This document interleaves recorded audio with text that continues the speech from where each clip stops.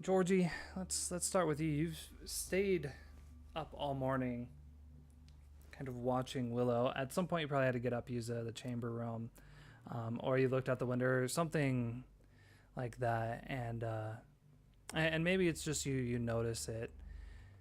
Willow wakes up crying a bit, not a sobbing cry, not a hard cry, but definitely upset, crying about something.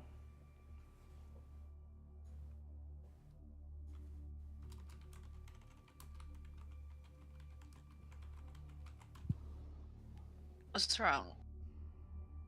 Are you okay? Just I don't understand. I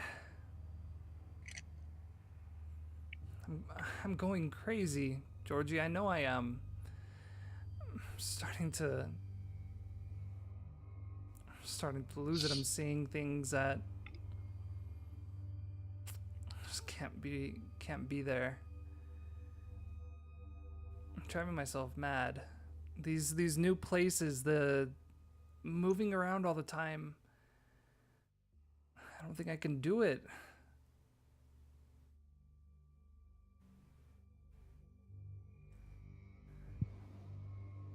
I What want are to go you back to seeing? Mother Nora. Okay. Um,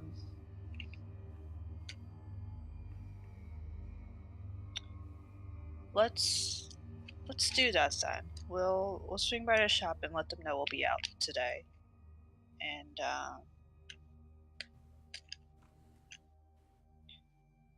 we'll visit Mother Nora. Okay. Okay. That. Thank you. Probably takes a few moments to kind of get herself dressed and get ready. She does start to pack up her bag as if she intends to bring it with her.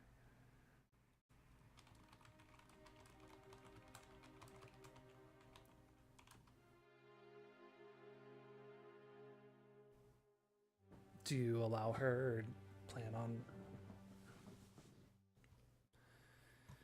are you planning on the both of you staying here another night or just kind of going wherever she No, goes? we'll go along with this new development in the plan. Right? Um, it's keeping us moving, so hopefully that'll shake whoever was on our tail off a little bit. Yeah, we'll try this route for a little bit Right. and see what happens. As you leave, there's a wide variety of transportation available. You probably get, whatever regular cabs there and begin to travel. Travel down, basically following the river all the way through each of the districts, harbor, all of that. It takes a little time, maybe an hour or so to get there, maybe an hour and a half. Sun fully rises, and I think the main thing that stands out for you is that there are no longer blockades here at the West Slums. All the entrances are clear. You can see people out. There's a few of the corner stores and things like that. The really basic kind of businesses in the West Slum seem to be open or in the process of opening. There's some children that are up and out early, and the few people that seem to have jobs heading out. The slums seem to be active. As you begin following kind of the path, you see the Sova building off in the distance. All the windows are open, but you don't see a lot of movement outside. You don't see Sova stationed out front. You don't see any movement up on the rooftops. Even as the wagon pulls closer in, you can see people around in the other buildings. There's families having breakfast by the window. There's women starting to do laundry and hanging it outside. But when you look at this tenement, this 3 or 4 story tall building, even though the windows are open, you don't see a lot of movement. You can see a bit as you pull to the front gate. You can see into the front doors. And you can see that there are some people down on the bottom floor.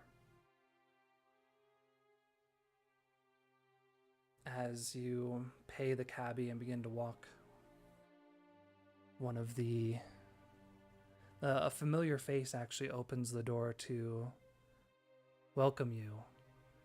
Amy Hill stands there and gives both of you a big smile and goes to embrace Willow and comes up to try to give you a hug as well.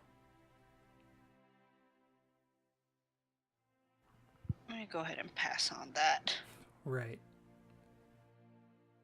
What? Willow, it's so good to see you. What brings you to... What brings you two here? Is Mother Nora here? Yeah, she's in there. Marco, you don't know Marco. One of the boys is really sick. She's been caring for him the past couple nights. Please come in, Willow. You have to go and see the girls. I know they're gonna love seeing you. It's been a few days. She kind of opens the door and you can see inside a bit better. The only people that seem to be around are members of the Sova. You can see there's like Johan in there.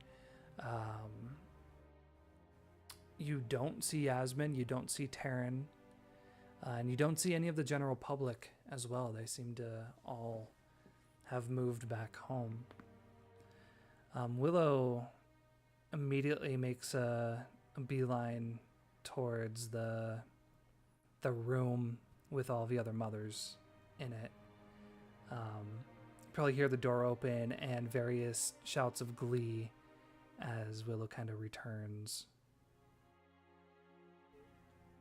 Following her for a little bit, you passed by the infirmary, and you can see that Mother Nora has had to roll up her sleeves.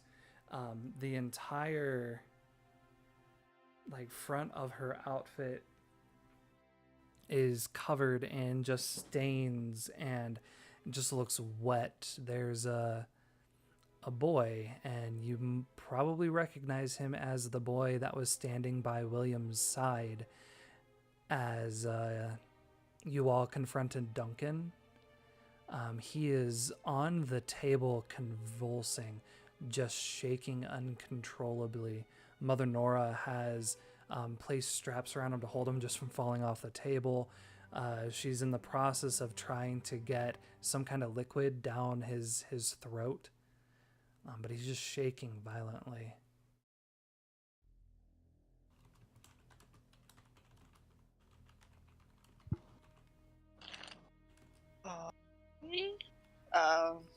As much as this is nothing new, it's still okay. This is some kind of welcome, but alright.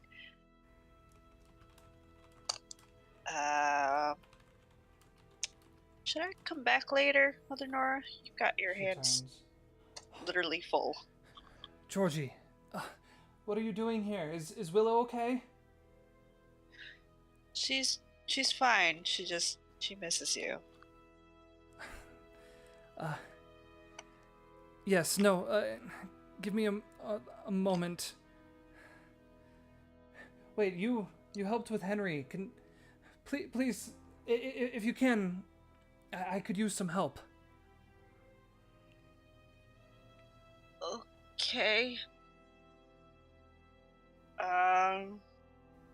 What do you need me to do? Just come here and hold his head. Hold his head as still as you can.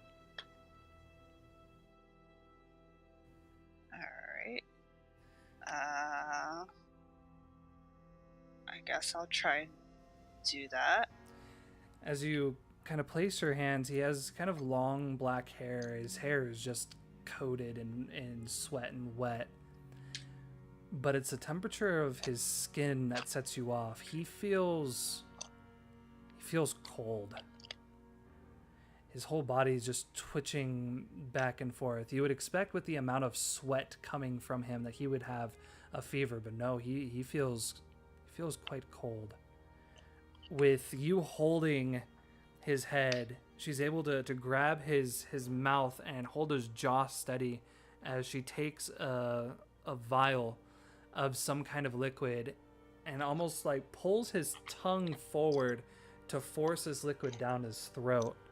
You hear a few gurgles, air passing through liquid before you start to feel the twitches subside, and then you just feel the steady breathing.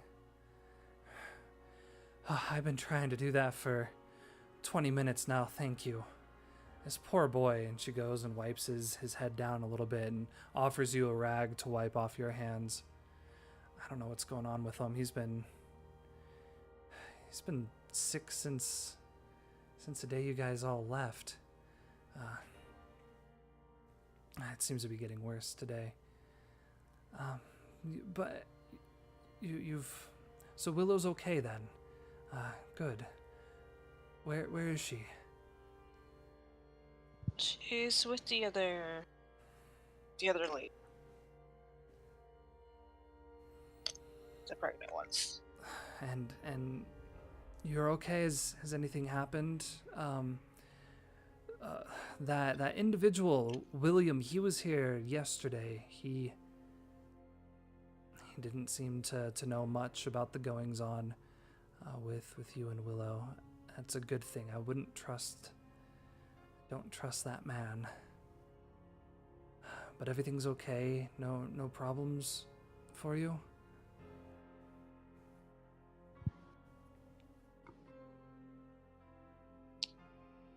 Has Willow ever shown you any other side other than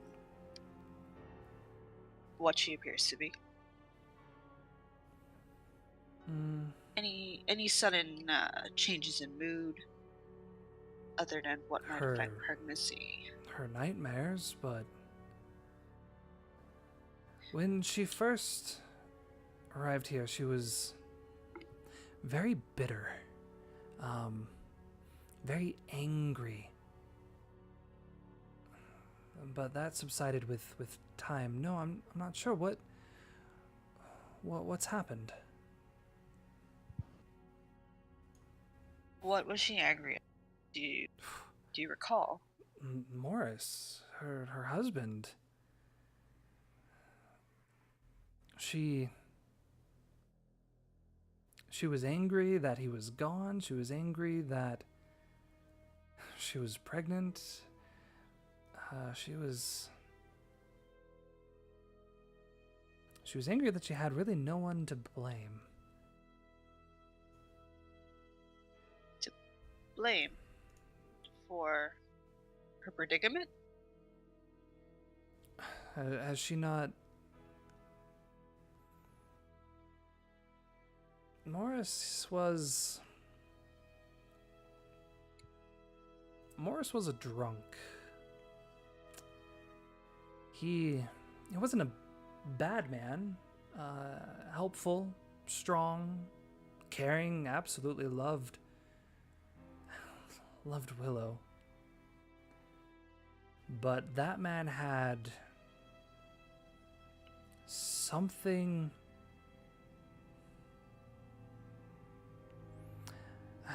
I could never put my finger on exactly what it is. He didn't talk about it much. I mean, no one that fought in that war can talk about anything, but I felt like there were demons deep in that man that he was trying to keep silenced by the drink. And I'd be lying if I was surprised to hear he passed, it was really only a matter of time. I mean, he would drink himself into stupors, blackout, finding himself 2 districts over. He just did not take good care of himself. And I think the fact that she could never solve that problem, she gave him everything else. And for a time, I think she probably helped him with his drinking, but I think she never really had the opportunity to have the closure to be able to accept that loss in her life. And especially with that child in her stomach, I have a feeling it was only that much harder. But again, with time and prayer and the support of the other women, she's not the only one to have lost their partners during this time. She seems to have come out the other side okay. What is it? What has she done?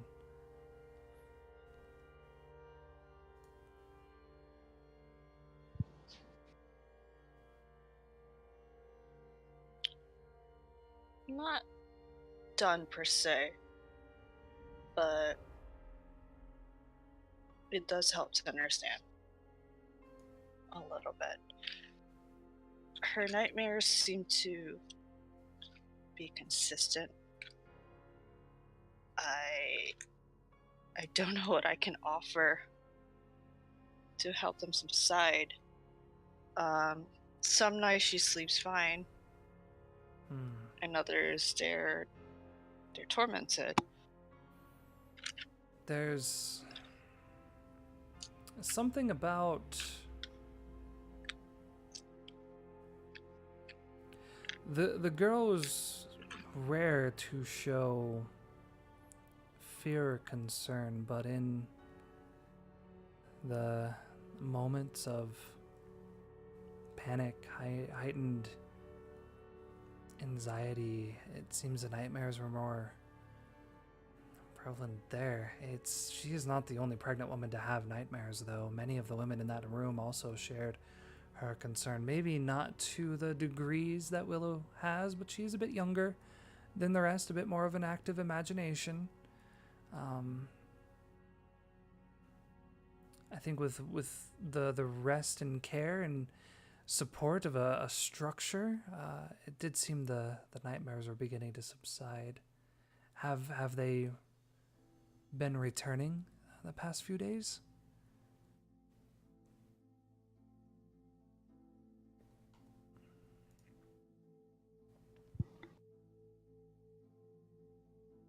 She hasn't let on, but it seems to be the case. I think she was just waking up from one last night or this morning. She wasn't screaming, but it was affecting. Where have you been the past few days? Has she had the chance to find a good place at the what did you call it? The Rebel Square? Have you? She found any tasks or anything to keep her mind busy? Yes, we spent a bit of time there. She was adjusting. Good. Finding some space to remove herself from that train of thought. But I'm not sure it's secure anymore. Why is that? What's happened?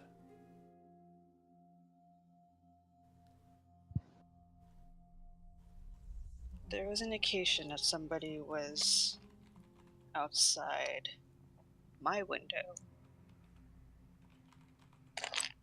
not a night prior. Is that a normal occurrence? Do you often have individuals looking through your window? I'm on the 4th floor. Ah. So, not casually. it would take a bit of effort, and it's not the least conspicuous property to try and peep.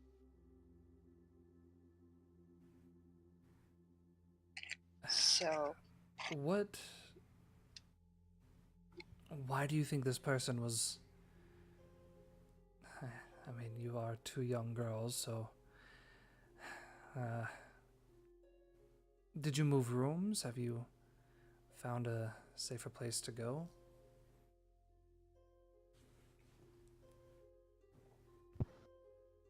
not yet, but she had requested to see you, so I Right. think a familiar face might help calm her.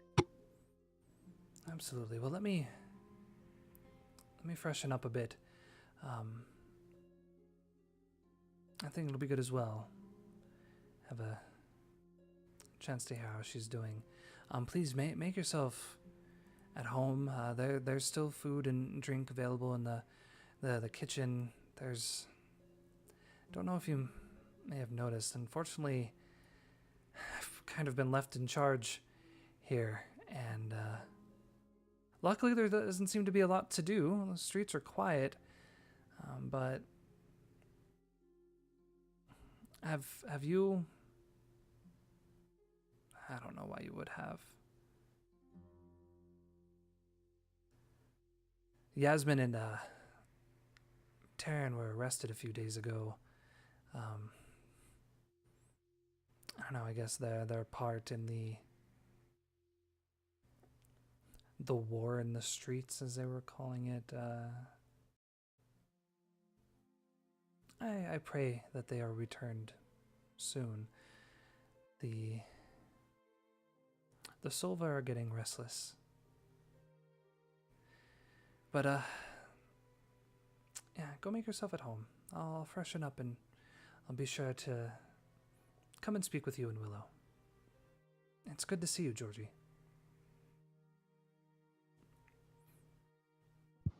Give her a nod, and I guess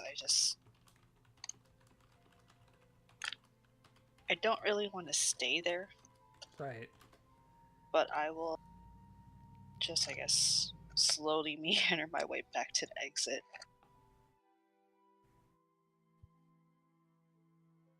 Yeah, no one tries to stop you. Right now you probably only see about maybe 30 people in here, and compared to like the 500 or so that were here before, it's just strange how kind of empty the place is. You see Mother Nora go into her room, but you notice that the two far rooms where kind of most of the Silva were and where Yasmin had her office are quiet. But the slums outside seem to be normal. I mean, you probably hear the general sounds of the slum, stray dogs barking and all that stuff. But yeah, you head to the exit, and you planning on going anywhere else, or just kind of giving Willow and Mother Nora some space?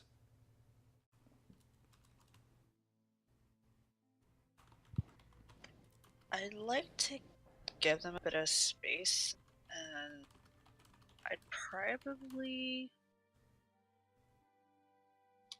would make my way to, I guess, the ethnic borough since it's closed, and see if I can find Eric.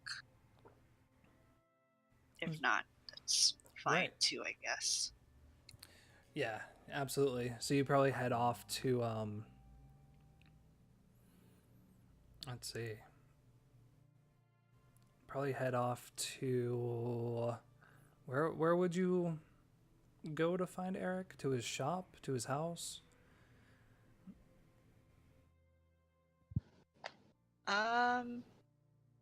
Probably to the theater. Right. I think Okay. that's the only thing like she remembered. Like, Yeah. oh yeah, this one. Okay. So we'll kind of fade on that, as Eric and Georgie will probably meet up somewhere in downtown. We fade back on Mike. Mike, you've been able to find the donkey It was probably about 10 before you're able to get on your route. You're probably going to have to work a Saturday to make up for it because you're just falling behind.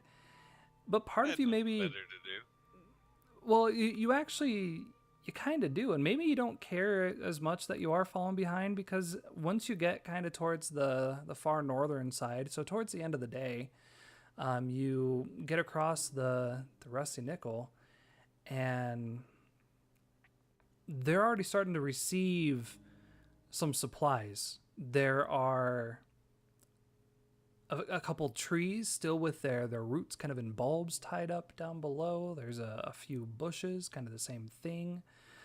Quite a few, seems like bags of soil, seeds, a whole bunch of wide variety for you to look at. And Wendy's there as well. You don't remember telling Wendy that you're going to do this, so it might be a bit strange that she's here, but it's not like the slums are that big and it's right next to the old borough, so rumor may come around. Word gets around. And she has a fairly large bundle of orchids as well, but they're not like orchids you've seen before. They're blue orchids. Normally she's doing pink and white. These are kind of a special one. She smiles seeing you approach, even though you're just being followed by a donkey and a heap of garbage. But she avoids that. And yeah, you have quite a few. Basically, the owner of the Rusty Nickel has had his friend bring a variety of any of the flowers available. So you have roses and tulips and lilacs and daisies and marigolds and all types of flowers. There's various flower bushes. There's a large selection of anything you might want to plant. They've already moved a good portion of the harder dirt away to make it a bit easier to mess around with, and seems really all you need to do is use your artist expertise and make this place your own. Well, first, as I'm kind of approaching, I'm gonna lash up the donkey to whatever's close that's sturdy. Mm-hmm. And then as I walk past Wendy, it's kind of like a man on a mission kind of look to it. Mm-hmm. Just give her a peck on the cheek and just immediately dive in. Absolutely. Yeah, the owner Zaros or Z kind of just watches because it's the way, like you're very meticulous. It's like a surgeon doing work on the soil. I think if Georgie was here, she would see a completely different side of Mike because her jaw would be on the floor. Right, and you're not using magic to do it. It is an understanding of how seed enters soil, how to till the ground, what plants to plant next to each other. You probably take the rest of the day getting your hands dirty, spending some time with Wendy and planting this fairly lavish garden right on the edge of East Slums, right on the edge of the river, an entry point to this part of the city.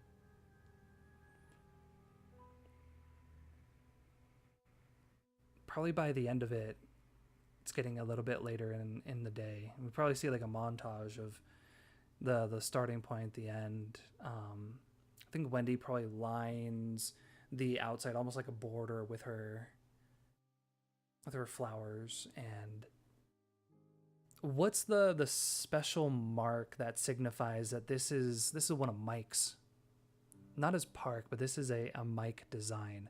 Like, what is your signature within this garden kind of entryway?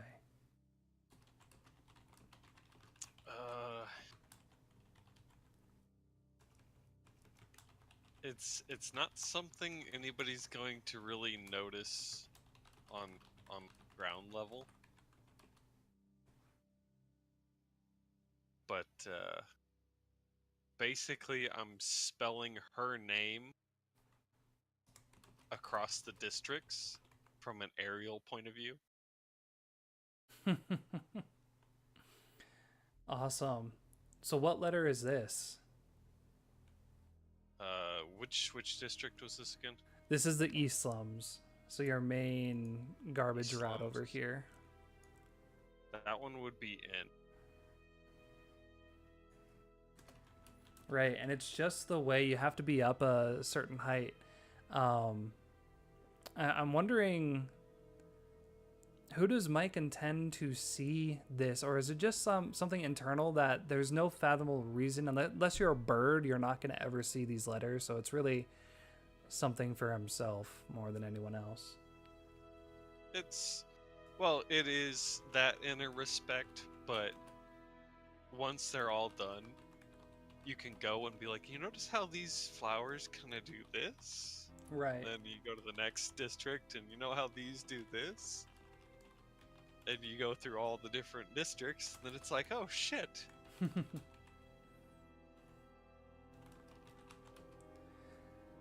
As the day kind of goes by, there's a few times, Mike, that right on the edge of the district, you feel like there are a few mounted constables that go by, kind of give you a look. You get that uneasy feeling that you're being watched. But there's just some kind of pride that grows in you as you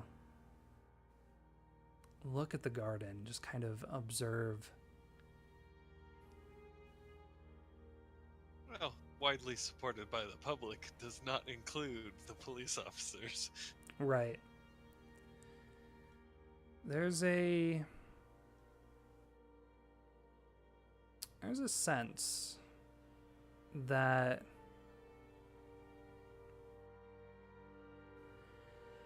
in a way, looking through the garden through your glasses is giving it a lot more flourish.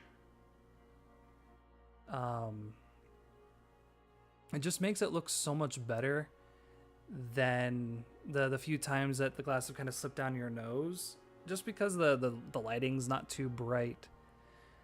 But it's the blue of her flowers that just stands out beyond anything else, because it's such an unfamiliar flower. Blue orchids are very rare. Something that you probably would have seen in the gardens, the place on the south of Old Burrows, but not anything that is just readily available kind of at any cornerstone. So like seeing those and having the pride that this is something that you and her did together, you feel good, but you have that sense. Again, you're a bit oblivious to it, but you have that sense that it's not just the public that's approving of your garden, that warrior on your wall, that voice inside your head also approves of your garden.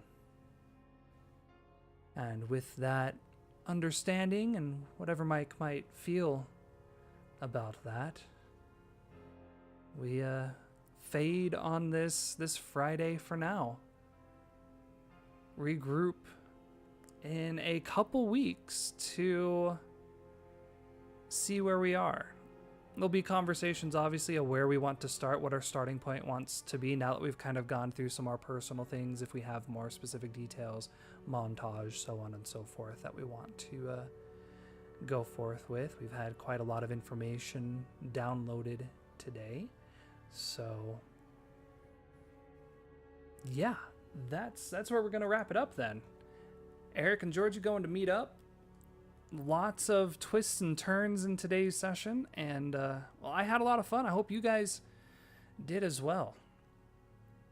Yup, for sure.